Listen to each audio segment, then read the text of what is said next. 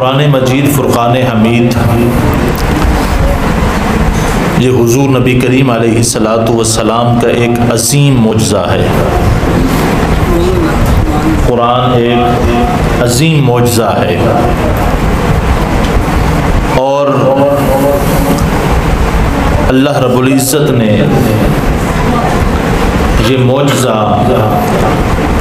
आमिना के लाल हज़रत मुहम्मद मुस्तफ़ा सल्लल्लाहु अलैहि वसल्लम पर नाज़िल किया।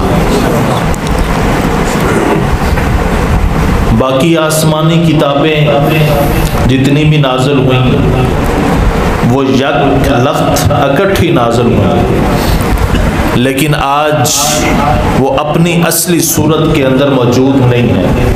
जितनी भी आसमानी किताबें नाज़िल हुई, लेकिन कुरान मजीद फ़ुरक़ान हमीद ये इकट्ठा नाज़िल नहीं हुआ, ये थोड़ा थोड़ा करके नाज़िल हुआ। ये कुरान थोड़ा थोड़ा करके नाज़िल हुआ। जो इकट्ठी नाज़िल हुई वो आज असली हालत में मौजूद नहीं है, लेकिन जो थोड़ा थोड़ा करके रब ने नाज़िल किया है वो आज असली हालत में मौजूद है। आज तो क्या क़यामत तक इसी हालत में रहेगा। इसके अंदर ज़बर ज़ेर के अंदर भी कोई कमी पेशी नहीं की जा सकती है। अगर देखा जाए तो हमारा हमसाया मुल्क ईरान भी है, वहाँ पर एक लफ्ज़ पर वो ज़बर पढ़ते हैं लेकिन है ज़ेर। एक लफ्ज़ पर वो ज़बर पढ़ते हैं लेकिन है ज़ेर। लेकिन 1000 साल के करीब हो चुका है उनको ये कोशिश करते हुए। अगर ईरान से बाहर चले जाएं उन्हें फिर भी ज़ेर ही पढ़नी पड़ती है। ये कुरान का मौजज़ा है कि जितनी भी वो कोशिश कर लें, जितने भी वो अखराजात इस पर कर लें, लेकिन वो ईरान में ही ज़बर पढ़ सकते हैं। ईरान से बाहर निकलेंगे तो ज़बर नहीं पढ़ सकते, वो ज़ेर ही पढ़ेंगे। ये कुरान का मौजज़ा है कि इसकी एक हरफ में भी तुम तब्दीली नहीं कर सकते हो। जिधर भी जाओगे तुम्हें कुरान एक ही सूरत में नजर आएगा। और फिर देखिएगा, यूरोप की एक सोसाइटी ने ये फैसला किया कि तमाम मज़ाहिब को एक मज़हब पर जमा कर दिया जाए। तमाम मज़ाहिब को एक मज़हब पर जमा कर दिया जाए। तो उन्होंने मुसलमानों को भी बुलाया, यहूदियों को भी बुलाया, ईसाइयों को भी बुलाया, तीनों के उलमा को इकट्ठा किया। उन्होंने कहा कि हम ये चाहते हैं कि हम एक मज़हब पर इक्तिफा कर लें। अब तीनों को इसलिए बुलाया, बाकी और भी बहुत सारे मज़ाहिब हैं, इन तीनों को इसलिए बुलाया क्योंकि इनका दावा ये है कि इन पर जो कलाम नाजिल हुआ है वो आसमान से उतरा है। जो कलाम नाजिल हुआ है वो आसमान से उतरा है। अब यहूदियों ने कहा कि हमारे नबी भी बड़े अजीम नबी हैं, मौजज़ा भी उनको बहुत मिले हैं। उन्होंने कहा कि अजीम हैं ईसाई भी, लेकिन मुसलमानों ने कहा कि हमारे नबी भी अजीम हैं। उन्होंने कहा हम ये चाहते हैं कि एक मजहब पर इक्तिफा कर लिया जाए, तो उसके लिए हमें कोई दलील दें, दलील से बात करें।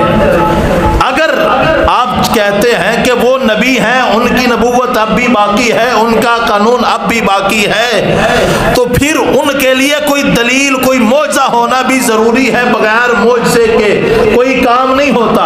कहा जो किताब नाज़िल हुई आप पर, क्या वो असली हालत में मौजूद?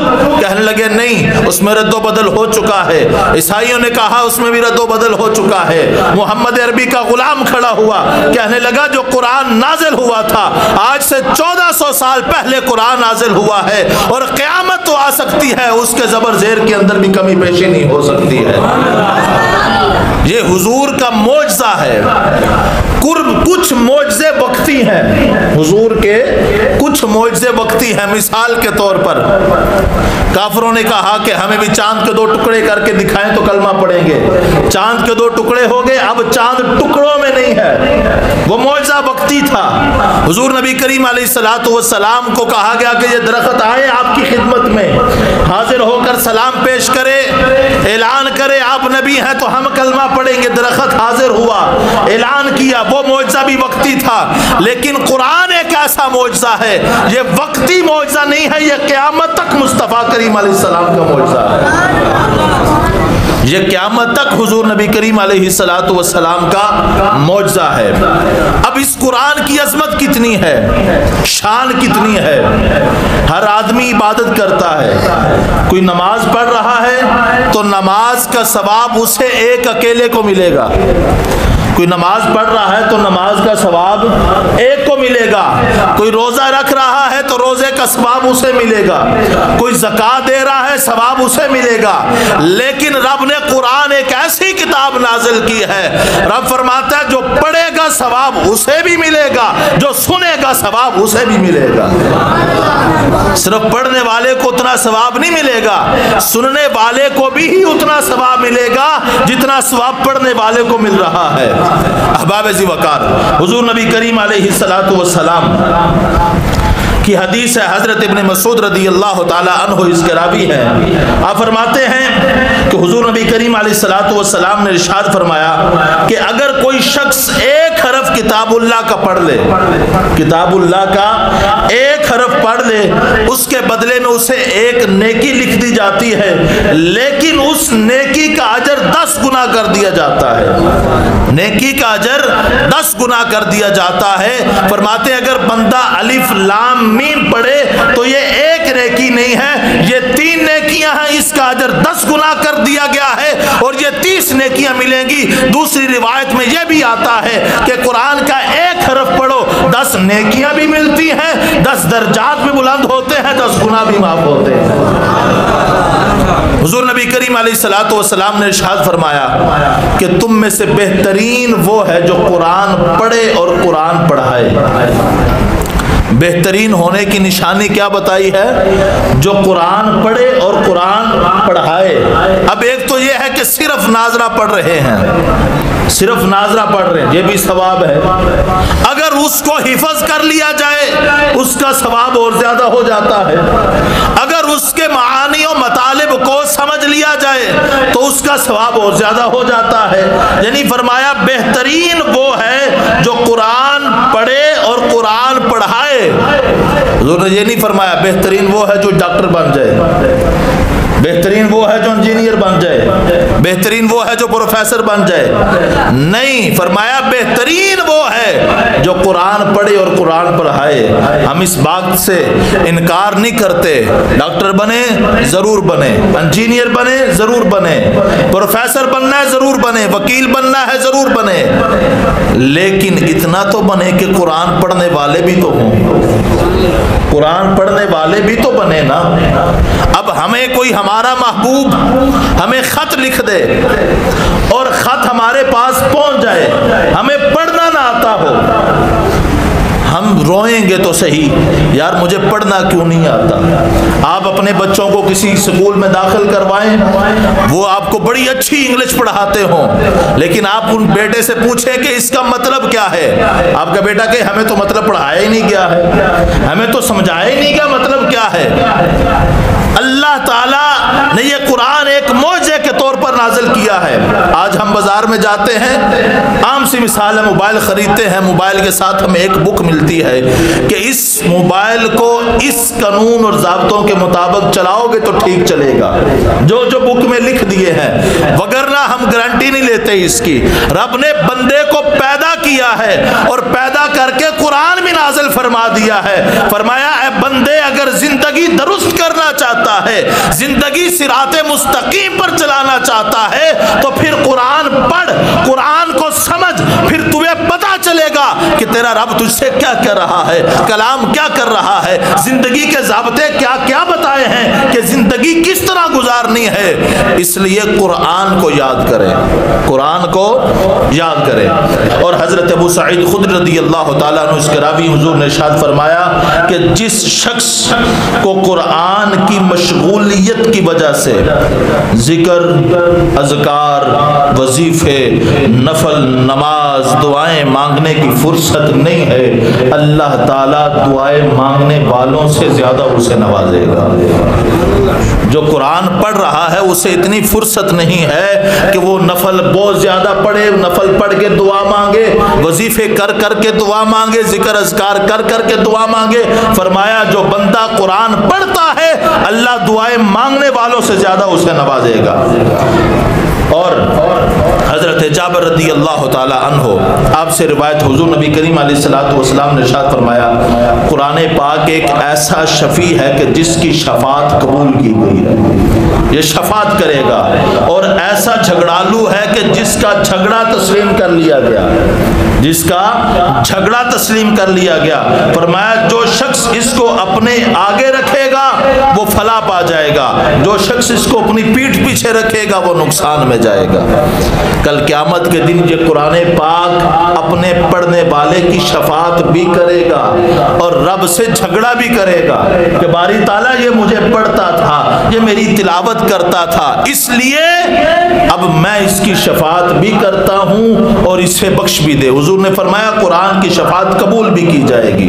एक और हदीस, बड़ी खूबसूरत हदीस है, हुजूर नबी करीम अलैहिस्सलातु वस्सलाम ने इरशाद फरमाया, कुरान पढ़ने वाला, कुरान पढ़ने वाला और फिर उस पर अमल करने वाले के वालिदैन को, हाफिज है, कुरान पढ़ लिया, कुरान पढ़ के समझ लिया, फिर उस पर अमल भी किया।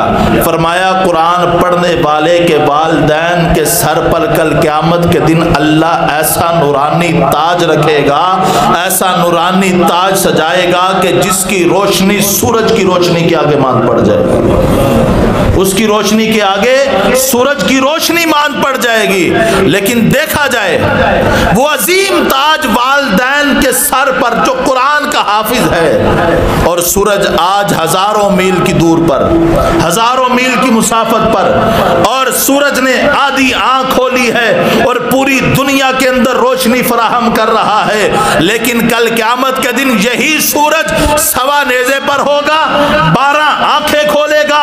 आज सूरज के तरफ कोई एक सेकंड भी देख नहीं सकता है, आधी आंख खुली है, इतनी चमक, इतनी रोशनी है, लेकिन क़यामत के दिन 12 आंखें खुलेंगी तो फिर रोशनी का आलम क्या होगा। फरमाया जो वालिदैन हैं हाफ़िज़े कुरान के, उनके सर पे जो ताज रखा जाएगा वो 12 आंखें सूरज की खुलने के बाद उस ताज के आगे सूरज की रोशनी भी मात पड़ जाएगी। और हुजूर नबी करीम अलैहिस्सलातु वस्सलाम ने इरशाद फरमाया, हज़रत अब्दुल्लाह बिन उमर रज़ी अल्लाह ताला अन्हु उसके रावी हैं, हुजूर ने इरशाद फरमाया क़यामत के दिन अल्लाह कुरान के कारी को कहेगा कि कुरान पढ़ता जा, जन्नत के जीने चढ़ता जा, जहाँ तेरी किरात ख़त्म होगी वही तेरी मंजिल होगी। अब कुरान का कारी तेज तेज पढ़ेगा, तेज तेज पढ़ता पढ़ता जन्नत की तरफ चढ़ेगा तो रब फरमाएगा ठहर ठहर के पढ़, जिस तरह दुनिया में तो सुकून सुकून से ठहर ठहर के पढ़ता था, ठहर ठहर के कुरान पढ़ता जा, जन्नत के जीने चढ़ता जा। अहबाब ज़ी वक़ार, हर बंदे के दिल की ख्वाहिश, हर बंदे के दिल की तमन्ना होती है।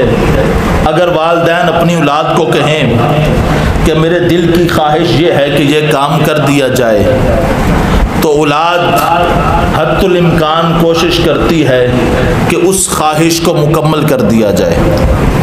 ऐसे ही है। और फिर अगर आपकी ज़ौजा आपको कह दे कि मेरे दिल की ये ख्वाहिश है कि ये काम हो जाए, तो भी हम हद्दुल इम्कान कोशिश करते हैं कि वो काम किया जाए। हुजूर नबी करीम अलैहिस्सलातु वस्सलाम आपने इरशाद फरमाया कि मेरे दिल की तमन्ना ये है कि मेरे हर उम्मती के सीने में सूरत मुल्क हो। हुजूर ने फरमाया मेरे दिल की तमन्ना ये है, मेरी ख्वाहिश ये है कि मेरे हर उम्मती के सीने में सूरत मुल्क हो। हज़रत अली मुर्तज़ा रज़ी अल्लाह ताला अन्हो आपसे रिवायत है, हुजूर नबी करीम अलैहिस्सलातु वस्सलाम ने इरशाद फरमाया कि कुरान पढ़ने वाले को अजर क्या मिलता है, कुरान पढ़ने वाले को अजर क्या मिलता है। अब देखें ना कि मैं पूरे मजमे से गुफ्तगू कर रहा हूँ, अगर मैं किसी का नाम ले लूँ तो मतलब क्या है कि बात ख़ास है जो नाम लेकर की जा रही है। बात ख़ास है जो नाम लेकर की जा रही है। हुजूर ने हज़रत अली को मुखातब किया। हुजूर ने फरमाया या अली मन तअल्लमल कुरान व अल्लिमहुन नास फ़इन मित्ता मित्ता शहीदन। अली कुरान पढ़, कुरान पढ़ा। अगर कुरान पढ़ते और पढ़ाते हुए तो में मौत आ जाएगी तो ये शहादत की मौत होगी, ये शहादत की मौत होगी। और एक और रिवायत हुजूर ने फिर हजरत अली को मुखातब किया। हुजूर ने फरमाया या अलीयु मन तअल्लमल कुरान व अल्लिमहुन नास फ़इन मित्ता मित्ता हज्जतिल मलाइकतु इला कब्रिका कमा तहज्जुन नास इला बैतिल्लाहिल अज़ीम। ने इरशाद फरमाया अली कुरान पढ़, कुरान पढ़ा। अगर इसी दौरान मौत आ जाए, पहले जजा ये थी कि शहादत की मौत है, अब जजा बदली। हुजूर ने फरमाया कुरान पढ़, कुरान पढ़ा। अगर इसी दौरान तुम्हें मौत आ जाए तो जजा ये है कि जिस तरह तुम काबा का तवाफ करते हो फरिश्ते तुम्हारी कब्र का तवाफ करेंगे।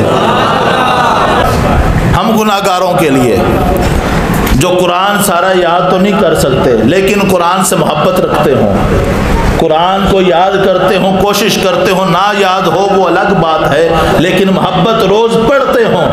हजरत इमाम हसन मुज्तबा रज़ियल्लाहु ताला अन्हु आपसे रिवायत है, आप फरमाते हैं जो बंदा कुरान से मोहब्बत रखता है अगर वो कुरान याद नहीं कर सका तो मरने के बाद फरिश्ते कब्र में आकर उसे कुरान याद करवाएंगे। मरने के बाद फरिश्ते कब्र में आके उसे कुरान याद करवाएंगे, लेकिन पहली शर्त यह है कि मोहब्बत भी हो इधर, मोहब्बत भी हो इधर, ये ज़रूरी है।